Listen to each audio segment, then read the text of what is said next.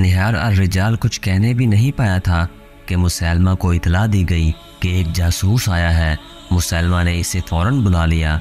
मुसलमानों का लश्कर आ रहा है। जासूस ने कहा, तादाद 10 और 15 हज़ार के दरमियान है। तुमने जब देखा ये लश्कर कहाँ था? मुसैलमा ने पूछा। वादी हनीफा से कुछ दूर था। जासूस ने कहा, अब और आगे आ चुका होगा। इन बदबख्तों को मौत वादी हनीफा में ले आई है। मुसैलमा ने राउनत से कहा, इन्हें मालूम नहीं कि इनका 10-15 हज़ार का लश्कर मेरे 40,000 शेरों के हाथों चीरा फाड़ा जाएगा। वो उठ खड़ा हुआ। तमाम दरबारी एहतराम के लिए उठ खड़े हुए। वो निहार अर-रिजाल को साथ लेकर दरबार से निकल गया।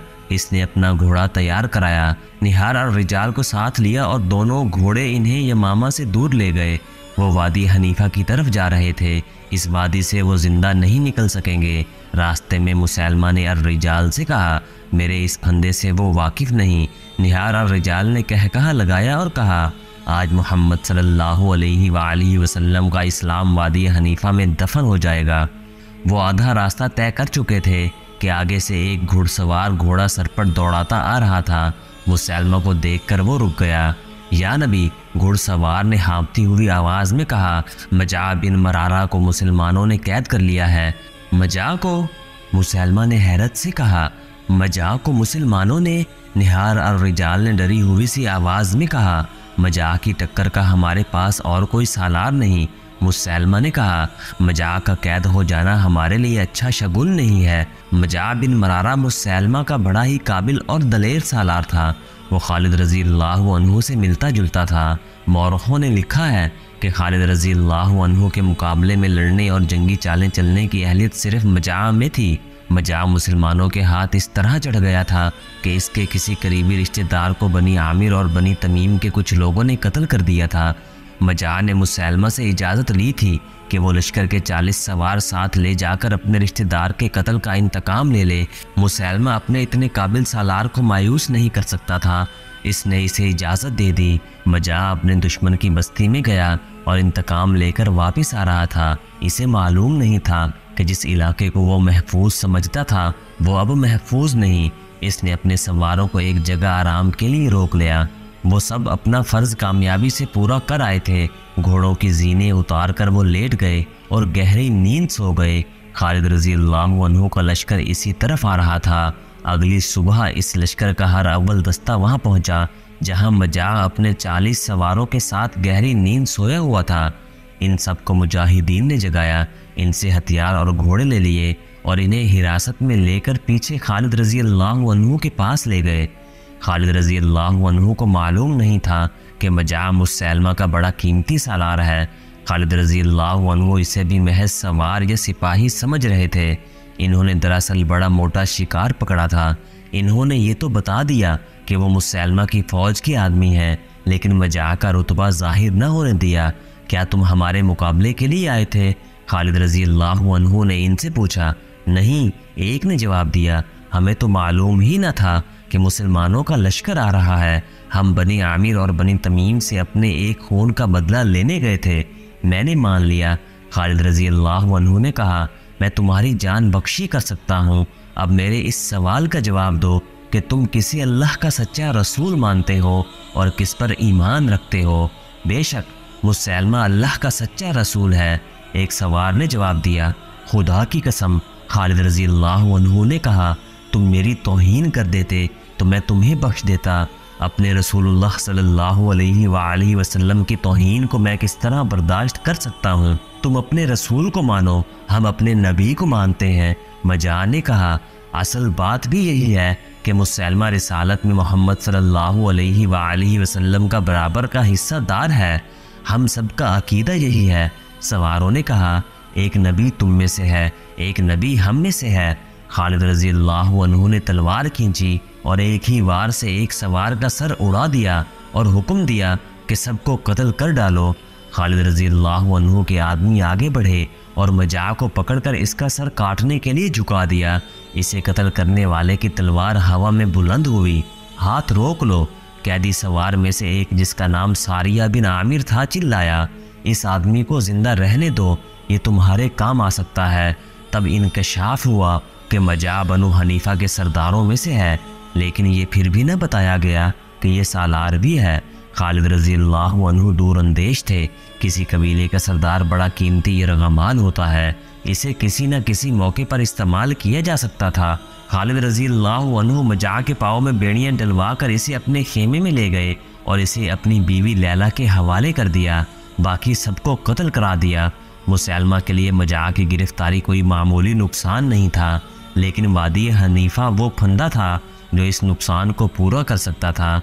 इसके अलावा मुसैलमा के लश्कर की तादाद 40,000 थी और मुसलमानों की तादाद 13,000 थी।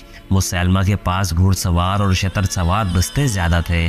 बाज़ मौरखों ने मुसैलमा के लश्कर की तादाद 30,000 लिखी है। बहरहाल तादाद 40,000 से ज़्यादा थी, कम न थी। खालिद रज़ी अल्लाह अन्हु की एक कमज़ोरी तो ये थी कि लश्कर की तादाद ख़तरनाक हद तक कम थी। दूसरी कमज़ोरी ये कि वो अपने मुस्तकर से बहुत दूर थे, जहाँ कमक और रसद का पहुँचना मुमकिन नहीं था। इन्हें सिर्फ एक सहूलत हासिल थी, इस इलाके में पानी और जानवरों के लिए हरे चारे की कमी नहीं थी। वो ज़रखेज़ खेतों और बागों का इलाका था। मुसैलमा को हरे भरे खेतों और बागों का गम खा रहा था। इसने निहार और रिजाल से कहा कि वो ऐसे अंदाज से लड़ना चाहता है कि मदीना का लश्कर बस्तियों को, खेतों को और बागों को ना उजाड़ सके। तारीख़ों में लिखा है कि मुसैलमा किसी किस्म के तज़बज़ब, अज़तराब या परेशानी में मुब्तला न था। वो इस तरह से बात करता था जैसे इसे अपनी फतह का यकीन हो। वह बड़ी मौजू बुनियादों पर खड़ा बात कर रहा था। इसका 40,000 का लश्कर बरतर भी था और ये सब मुसैलमा के नाम पर जाने कुर्बान करने वाले लोग थे। मुसैलमा की नबूवत का तहफ़्फ़ुज़ इन सब के लिए जुनून बन चुका था। खालिद रज़ी अल्लाह अन्हु फंदे में आने वाले सालार नहीं थे। मौता में वो फंदे में आ चुके थे। ये मामा के इलाकों से वो वाकिफ़ नहीं थे। इन्होंने देखभाल और आगे की ज़मीन का जायज़ा लेने के लिए एक पार्टी भेज दी थी।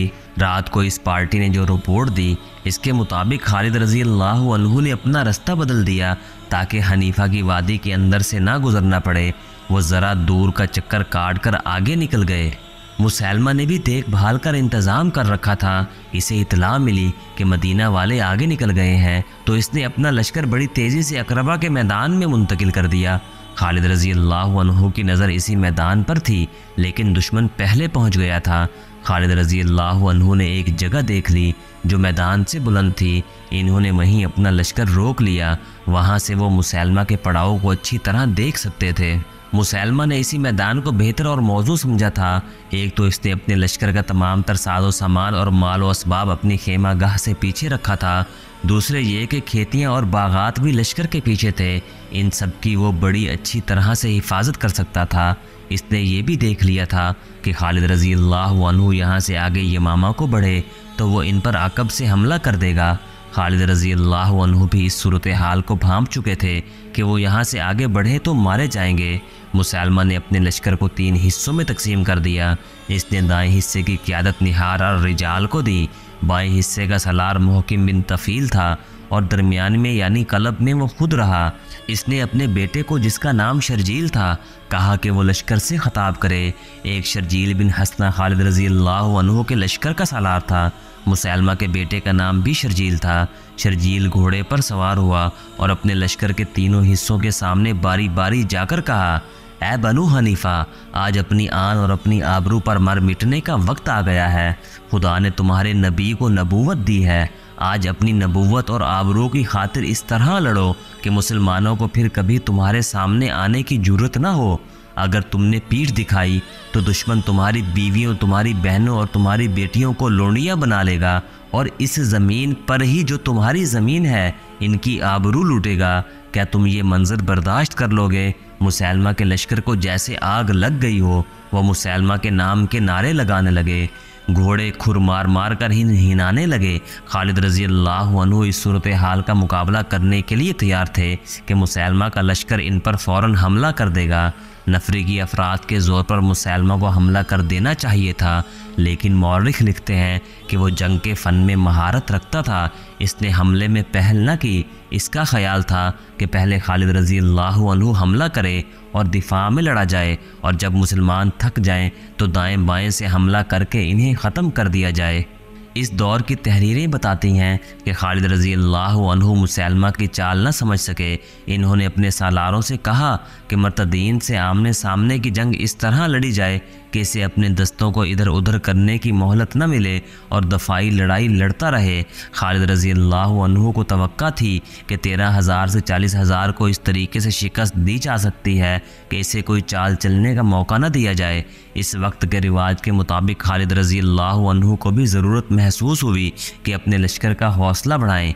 खलीफतुल मुस्लिमीन रज़ी अल्लाह अन्हु ने खालिद रज़ी अल्लाह अन्हु की मदद के लिए जो दस्ते भेजे थे, इनमें कुरान के हाफिज़ और खुशुलहान कारी भी खासी तादाद में थे। इस दौर के हाफिज़ कुरान और कारी माहिर तेज़ ज़न और लड़ने वाले भी होते थे। वो मस्जिदों में बैठे रहने वाले लोग नहीं थे।